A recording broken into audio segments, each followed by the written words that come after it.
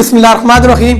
तो दोस्तों, आज हम इस बारे में डिस्कस करने लगे हैं कि क्या आप अपना मुशाहिदा कर सकते हैं, क्या आप अपने आप के ऊपर गौर कर सकते हैं, अपनी सेहत के मुतालिक खुद से पूछ सकते हैं कि आप ठीक है कि नहीं। तो सबसे पहले जिस्मानी तौर पे तो आप ठीक है कि नहीं, ये तो अलग बात है, लेकिन नफसियाती तौर पे, दिमागी तौर पे आपकी फिटनेस कैसी है। तो ये कुछ बातें जो अपने आप से पूछ के आप बेहतर हो सकते हैं। आप सबसे पहले अपने आप से पूछे कि क्या आप हर वक्त गुस्से में रहते हैं और आप छोटी सी बात में गुस्सा करते हैं और नाराज़ हो जाते हैं। नंबर 2, आप ये एक पहला सवाल अगर हाँ में है। नंबर दूसरा, आप ये जब कोई गाना सुनते हैं तो दुखी सुनते हैं और सोचते ही आप गम की दुनिया में चले जाते हैं, यानी आप पिछली ज़िंदगी में जहाँ आपसे प्रॉब्लम्स हुई हैं उस दुनिया में चले जाते हैं। तो ये भी अगर हाँ में है। तो तीसरा ये सवाल आप खुद से पूछे कि क्या आप लोगों से हर वक्त उनसे मदद के तलबगार होते हैं, हर वक्त ये सोचते हैं कि वो आपकी मदद करेंगे और आप उनके पास जाएंगे तो आपको ढेर सारी खुशी मिल जाएंगी। इसका भी अगर हाँ में है। फिर इस तरह आप सोचें, क्या आप ये सोचते हैं कि क्या आप कुछ कर नहीं सकते, आप कमज़ोर हैं, आप बाकी लोगों से कमतर हैं, आप में काबिलियत नहीं है, आप में कोई अच्छा टैलेंट नहीं है।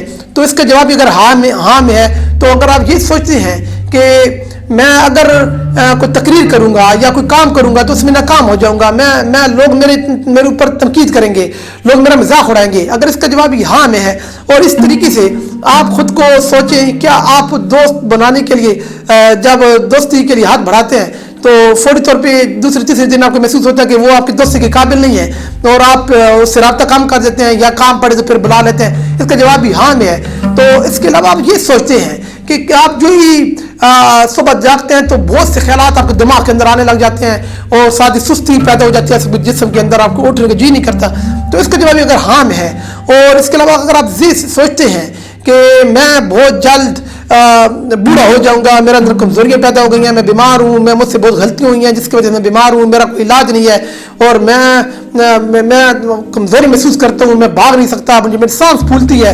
तो ये ख्यालात कि आप कमजोरी की तरफ जब आप जाते हैं, अपने आप को कमजोर समझते हैं और ताकतवर बूटियों के पीछे पड़े रहते हैं और ताकतवर चीज़ों के पीछे पड़े रहते हैं, इससे जवाब अगर हाँ में। तो ये वो सारी बातें हैं जो कि इम्पोर्टेंट है, बहुत इम्पोर्टेंट, जो आपने आपसे पूछने अगर हाँ में है। तो आप मेरे भाइयों इस बीमारी में मुब्तला हो चुके हैं जो कि ख़तरनाक बीमारी है, जो दिमाग को डिसऑर्डर की तरफ लेके जाती है।